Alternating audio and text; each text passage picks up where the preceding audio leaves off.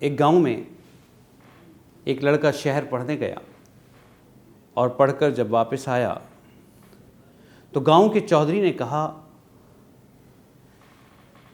پڑھنے سے کیا ہوتا ہے؟ لڑکے نے کہا، چودھری صاحب پڑھنے سے لاجک کلیئر ہوتی ہے۔ چودھری نے کہا، یہ لاجکس کیا ہوتی ہیں؟ لڑکے نے کہا، میں آپ کو سمجھاتا ہوں۔ یہ بتائیے کیا آپ کے گھر میں کتا ہے؟ چودھری صاحب نے کہا، ہاں میرے گھر کتا ہے۔ کہا اس کا مقصد ہے کہ آپ کا گھر بڑا ہوگا؟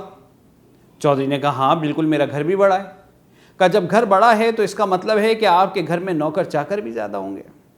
چودھری نے کہا، ہاں میرے گھر میں نوکر چاکر بھی ہیں۔ کہا پھر ان نوکر کو تنخواہ بھی دیتے ہوں گے تو آپ کے پاس دولت ہونا بھی بہت ضروری ہے؟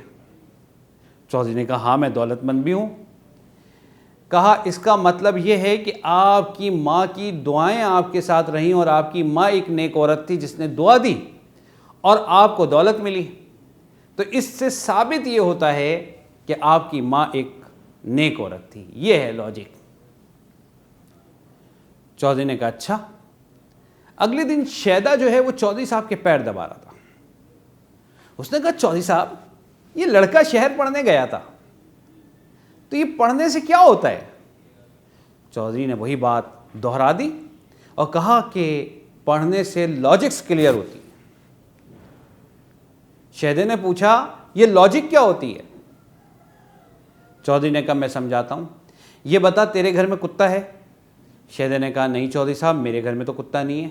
کہا بس ثابت ہوا تیری ماں نیک عورت نہیں تھی۔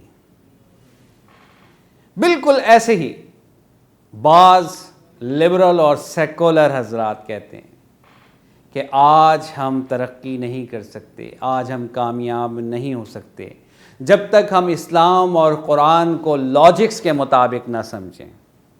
قرآن کو آپ ضرور سمجھیں، لیکن عقیدے اور نظریے کو جس طرح اللہ اور اس کے رسول صلی اللہ تعالیٰ علیہ وسلم نے کر دیا، ہم اس پر ایمان لا چکے ہیں۔